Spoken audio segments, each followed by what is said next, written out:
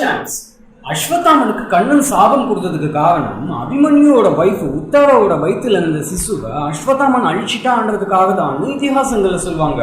And எல்லாரோட கண்களுக்கும் அது மட்டும் தான் காரணமா தெரியும். பட் அது பெருங்கடல்ல சிறு துளி மட்டும்தான். உண்மையான காரணம் அது கிடையவே கிடையாது.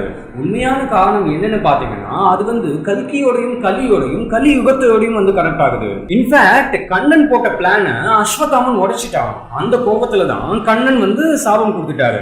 சோ கண்ணன் அஸ்வத்தாமனுக்கு சாபம் கொடுத்ததுக்கான முக்கியமான காரணம் என்ன, அண்ட் அதுல கல்கி பத்தியும் கலியை பத்தியும் என்ன மறைக்கப்பட்டிருக்கான்றதை இந்த வீடியோல டீகோட் பண்ணிடலாம். அதுக்கு முன்னாடி நம்ம சேனலை சப்ஸ்கிரைப் பண்ணாதவங்க சப்ஸ்கிரைப் பண்ணிடுங்க. அப்படியே பக்கத்துல உள்ள பெல் ஐகானை கிளிக் பண்ணி ஆல்ல கிளிக் பண்ணிடுங்க.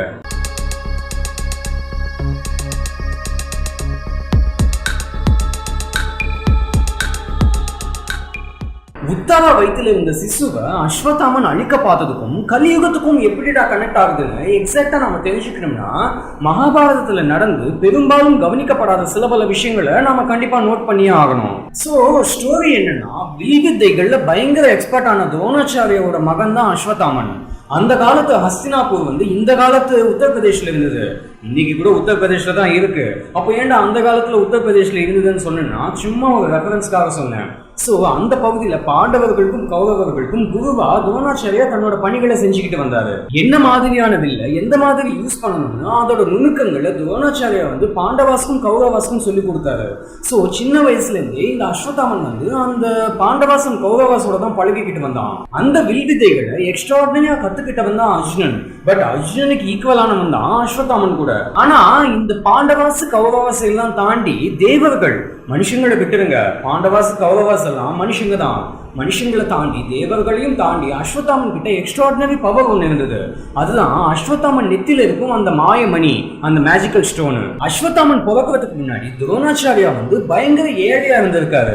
அதனால தனக்கு பிறக்கும் பையன் பஞ்சத்திலையும் பட்னிலையும் ஏழையா இருக்கக்கூடாதுன்னு நினைச்சாரு. சோ பல ஆண்டுகள் சிவனை வேண்டி தவம் செஞ்சு வரமுன்னு வாங்கிக்கிட்டாரு.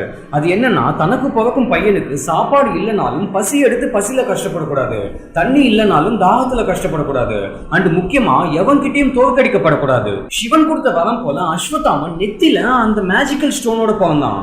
அந்த மாயமணி அஸ்வத்தாமனை எல்லா மனுஷங்களை விடையும் தனித்து காட்டும். மற்றவங்களோட கம்பேர் பண்ணும்போது அஸ்வத்தாமன் அப்படியே ஜொலிப்பான். அண்ட் அது மட்டும் இல்லாம இந்த பசி, தாகம், சோம்பேறித்தனம், தூங்காம இருந்தா டயர்ட் ஆகிறது, இந்த விஷயங்கள் எல்லாம் அஸ்வத்தாமனை அஃபெக்ட் பண்ணவே பண்ணாது. சோ 24 மணி நேரமும் இன்ஆக்டிவ் ஆகாம ஆக்டிவா இருக்கக்கூடியவன் தான் அஸ்வத்தாமன். இப்போ எக்ஸாம்பிளுக்கு நாமெல்லாம் காலையில ஆபீஸ் போயிட்டு வேலை செஞ்சுட்டு சாயங்காலம் வீட்டுக்கு வந்ததும் நைட் ஆனதும் டயர்ட்ல தூக்கம் வந்ததும் நல்லா கொரட்டை விட்டு தூங்குவோம். ஆனா அஸ்வத்தாமனோட கேஸ்ல அப்படி கிடையாது. அஸ்வத்தாமனும் தூங்குவான், ஆனா அஸ்வத்தாமனுக்கு அந்த டயர்டு இருக்காது. சாப்பாடும் சாப்பிடுவான், தண்ணியும் குடிப்பான், ஆனா பசியும் தாகமும் எடுக்காது. இந்த எல்லா வேலைகளையும் செய்வது நெத்தில இருக்கும் அந்த மாயமணி தான்.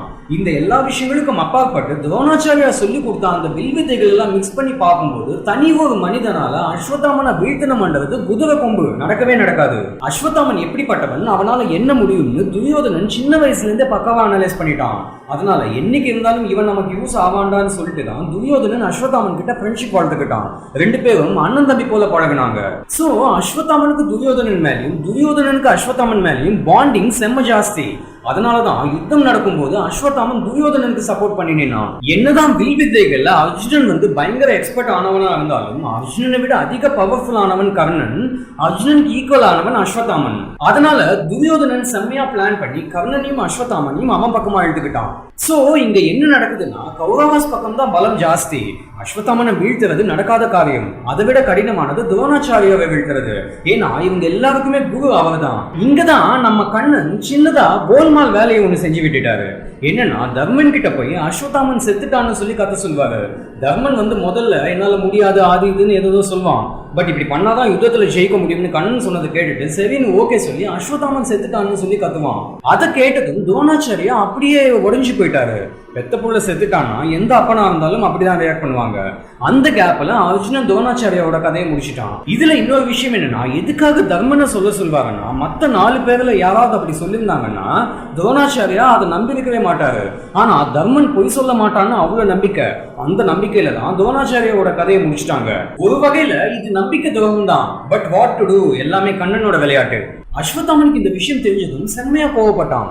எப்படியாவது இவங்களை தீர்த்து கட்டினோம்னா டிசைட் பண்ணி அக்னி அஸ்திரத்தையும் நாராயண அஸ்திரத்தையும் யூஸ் பண்ணான்.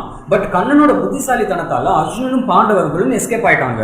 இப்போ அஸ்வத்தாமனுக்கு நல்லாவே விளங்கிடுச்சு, கண்ணன் இருக்கும் வரைக்கும் இவங்களை ஒண்ணுமே பண்ண முடியாது, கௌரவாஸ் ஜெயிக்கவே முடியாதுன்னு சொல்லி துரியோதனன் கிட்ட இந்த சண்டையெல்லாம் வேணாம்னு சொல்லிட்டு சமாதானம் பேசினான். பட் துரியோதனன் ஒத்துக்கல.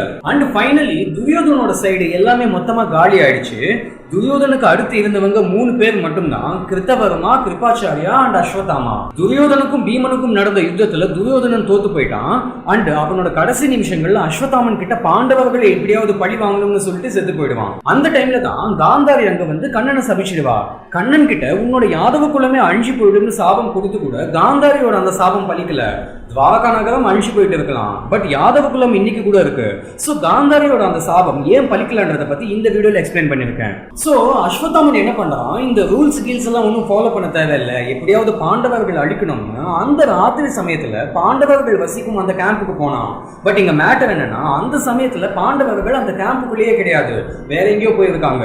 இருட்டுல ஒன்றும் தெரியாததுனால அந்த கேம்புக்குள்ள இருந்தவங்களை வெட்டுன்னு வெட்டிட்டான் அஸ்வத்தாமன். அதுல செத்து போனவங்க யாருன்னு பாத்தீங்கன்னா பாண்டவர்களோட பசங்க. அஸ்வத்தாமனுக்கு அது பாண்டவர்கள் கிடையாது, பாண்டவர்களோட பசங்க தான் தெரியுமோ தெரியாதோ அது நமக்கு தெரியல. ஆக மொத்தம் கண்மூடித்தனமான கோபத்துல இருந்ததுனால அவங்களோட கதையை முடிச்சிட்டான். இதுல காமெடி என்னன்னா, அந்த கேம்புக்குள்ள போறதுக்கு முன்னாடி சிவனுக்கு போய் பூஜை பண்ணிட்டு போனானா. நீ போகிறதே நல்ல விஷயத்துக்கு கிடையாது, இதுக்கு எதுக்கே கடவுளை வேண்டிக்கிட்டு போறீங்க. அப்போ கடைசியில் உன்னாலதான் நான் இப்படியெல்லாம் நடந்துக்கிட்டேன்னு கடவுள் மேலேயே பழிய தூக்கி போட்டுடுவாங்க. அஸ்வத்தாமன் மட்டும் கிடையாது, அர்ஜுனனும் அதே வேலையை தான் பண்ணான். என்னன்னா எல்லாரும் மேலேயும் அம்ப விட்டுட்டு உன்னாலதான் கண்ணா என்னோட சொந்தக்காரங்க கிட்டேயே நான் மனசாட்சி இல்லாம நடந்துக்கிட்டேன்னு கண்ணன் மேலேயே பழிய தூக்கி போட்டுட்டான் அர்ஜுனன். கண்ணன் இருந்துகிட்டு இவங்க ஆளாளுக்கு இஷ்டத்துக்கு ஏதோ ஒண்ணு பண்ணிட்டு கடைசியில் நம்ம மேல பழிய தூக்கி போட்டுடுவாங்களேன்னு நினைச்சாலாம். சோ அதை விடுங்க, இப்போ கௌரவாஸ் பண்ணாத வேலையை அஸ்வத்தாமன் பண்ணிட்டான். பாண்டவர்களோட அடுத்த சந்ததியை ஆல்மோஸ்ட் காலி பண்ணிட்டான். பாண்டவர்களோட வம்சம் இப்ப கிடையாது. சோ அர்ஜுனனும் மத்த பாண்டவர்களும் பயங்கர கோபத்தோட அஸ்வத்தாமனை தேடிக்கிட்டு வந்தாங்க. ஆனா அஸ்வத்தாமன் தெளிவா என்ன பண்ணான், கங்கா நதிக்கு பக்கத்துல இருக்கும் சாகவியாச மகரிஷியோட ஆசிரமத்துல போய் ஒழிஞ்சுக்கிட்டான். பட் பாண்டவாஸ் எப்படியும் அங்கேயும் தேடிக்கிட்டு வந்துட்டாங்க. பாண்டவாச பார்த்த உடனே மொத்த பேரையும் தீர்த்துக்கட்ட பவர்ஃபுல் அஸ்திரமான பிரம்மாஸ்திரத்தை அஸ்வத்தாமன் விட்டான். அந்த பிரம்மாஸ்திரத்தை ஸ்டாப் பண்ண எந்த சக்தியாலும் முடியாது, விட்டவனே தான் அதை திருப்பி எடுக்க முடியும். சோ அஸ்வத்தாமன் விட்ட அந்த பிரம்மாஸ்திரத்துக்கு ஆப்போசிட்ல அர்ஜுனனும் ஒரு பிரம்மாஸ்திரத்தை விட்டான். இந்த பிரம்மாஸ்திரம் எவ்வளவு பவர்ஃபுல்னா இந்த பூலோகத்தையே அதை அழிச்சிடும். அதுவும் 2 பிரம்மாஸ்திரம் மோதுனா அந்த நொடியே பூமி வெடிச்சிடும். இதை பார்த்த கண்ணன் அவங்க விட்ட பிரம்மாஸ்திரத்தை திருப்பி எடுத்துக்க சொல்லி கேட்டாரு. இல்லைன்னா அதோட விளைவுகள் எப்படி இருக்கும்னு எக்ஸ்பிளைன் பண்ணாரு. அதை புரிஞ்சுக்கிட்ட அர்ஜுனன் விட்ட பிரம்மாஸ்திரத்தை திருப்பி எடுத்துக்கிட்டான். ஆனா அஸ்வத்தாமனுக்கு அதை திருப்பி எப்படி எடுக்கணும்னு தெரியாது. விடதான் தெரியுமே தவிர அதை திருப்பி எடுத்துக்கும் நாலேஜ் அஸ்வத்தாமனுக்கு கிடையாது. பட் இங்க மேட்டர் என்னன்னா, பாண்டவர்களோட வம்சாவளியை அழிச்ச அஸ்வத்தாமனுக்கு அபிமன்யுவோட வைஃப் உத்தரா பிரெக்னெண்டா இருக்கான்னு ஞாபகம் வருது. சோ அஸ்வத்தாமன் வில்லத்தனமா என்ன பண்றான், அந்த பிரம்மாஸ்திரத்தை உத்தரா வயிற்றுல இருக்கும் சிசுவை நோக்கி அனுப்பிட்டான். அண்ட் ஃபைனலி கண்ணன் வந்து அஸ்வத்தாமனை சபிச்சிடுவாரு, நெத்திலே இருந்த அந்த மணியை புடுங்கிடுவாரு. அண்ட் உத்தரா வயிற்றுல இருந்த சிசுவை மறுபடியும் வர வச்சு எல்லாத்தையும் நார்மல் பண்ணிடுவாரு. சோ இங்க டாபிக் என்னன்னா, உத்தரா வயிற்றுக்குள்ள இருந்த சிசுவை அழிச்சதால தான் அஸ்வத்தாமன் சபிக்கப்பட்டான்னு சொல்லுவாங்க. பட் அதுக்கு முன்னாடியே மத்த பசங்களும் அஸ்வத்தாமனால கொல்லப்பட்டிருக்காங்களே, அதுக்கு ஏன் கண்ணன் எதுவுமே பண்ணல? பர்டிகுலர்லி உத்தரா வயிற்றுக்குள்ள இருந்த குழந்தைய தாக்குனதுக்கு எதுக்காக சபிச்சாரு? அண்ட் அது மட்டும் இல்லாம அந்த பிறக்காத குழந்தைக்கு உயிர் கொடுத்தது போல மத்த பசங்களுக்கு ஏன் அப்படி எதுவும் பண்ணல? பர்டிகுலர்லி உத்தரா வயிற்றுக்குள்ள இருந்த குழந்தைக்கு மட்டும் எதுக்கு அவ்வளவு அட்வான்டேஜ்? அதுக்கு வெவ்வேறு காரணங்கள் சொன்னாலும் அதுல மறைக்கப்பட்ட காரணம் என்னன்னா, அந்த குழந்தை தான் பரீட்சித்து தான் கலிக்கு எல்லா விதமான வசதிகளும் செஞ்சு கொடுத்தது. தனக்கு தெரியாமலே கலிக்கு பவர்ஸ் கொடுத்தது பரீட்சித்து தான். பரீட்சித்து கொடுத்த 4 விஷயங்கள் தான் இப்போ கலியுகத்தை ஆட்டி படைக்குது. அது என்னன்னா, சூதாட்டம், ஆல்கஹால், பெண்ணின்பம் அண்ட் கோல்டு. இந்த 4 விஷயங்கள் கலியை சுத்தி எப்பவுமே இருக்கும். அந்த கான்செப்ட் பத்தி இன்னும் டீடைல்டா இந்த வீடியோல எக்ஸ்பிளைன் பண்ணிருக்கேன். சோ உத்தரா வயிற்றுக்குள்ள இருந்த குழந்தை தான் பரீட்சித்து. அந்த பரீட்சித்து வளர்ந்து பெரியவனாகி கலிக்கு இப்படி எல்லாம் சலுகைகள் கொடுத்து கலியுகத்தை ஆரம்பிச்சு வைக்கணும்னு ஆல்ரெடி டிசைட் செய்யப்பட்டிருந்த விஷயம். அதை மாத்தி அஸ்வத்தாமன் அந்த குழந்தைய அழிச்சிட்டதால கண்ணன் பயங்கர டென்ஷன் ஆயிட்டாரு. கண்ணனோட மைண்ட் வாய்ஸ் என்னன்னா, அடே அந்த குழந்தை இல்லைன்னா கலியுகமே இல்லடா, ஒரே ஒரு பிரம்மாஸ்திரத்தை விட்டு ஒரு யுகத்தையே அழிக்க பார்த்திருக்கியே. இந்த ரீசனுக்காக தான் கண்ணன் வந்து அஸ்வத்தாமனை சபிச்சிட்டாரு. பரீட்சித் இல்லைன்னா கலிக்கு பவர்ஸே வந்திருக்காரு. மற்ற யுகங்கள் போல கலியுகமும் நியாயத்தோட தர்மத்தோட போயிருக்கும். பட் அப்படி போகக்கூடாதுன்றது தான் கடவுளோட கணக்கு. சோ அந்த கோபத்தோட வெளிப்பாடு தான் அஸ்வத்தாமனுக்கு கிடைச்ச சாபம். தெரிஞ்சோ தெரியாமலோ அஸ்வத்தாமன் வந்து கலிக்கு பவர்ஸ் கிடைக்காம தடுத்திருக்கான்.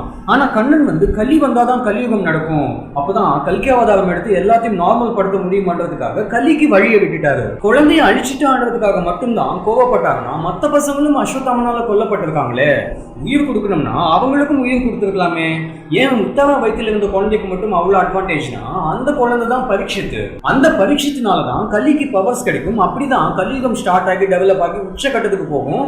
அப்பதான் கல்கி பகவான் அவதாரம் எடுத்து எல்லாத்தையும் நார்மல் படுத்த முடியும். சோ அஸ்வத்தாமன் சபிக்கப்பட்டதுக்கான உள்நோக்கம் இதுதான். மேலோட்டமா பார்க்கும்போது குழந்தைய அழிச்சிட்டான் அதனாலதான் சபிக்கப்பட்டான்றத போல தோணும். பட் அதை டீப்பா அனலைஸ் பண்ணி பார்க்கும்போது தான் அதோட ஆக்சுவல் ரியாலிட்டி என்னன்றது விளங்கும். சோ அஸ்வத்தாமன் சபிக்கப்பட்டதுக்கான உண்மையான மறைக்கப்பட்ட காரணம் என்னன்றதை இந்த வீடியோல எக்ஸ்பிளைன் பண்ணிட்டோம்.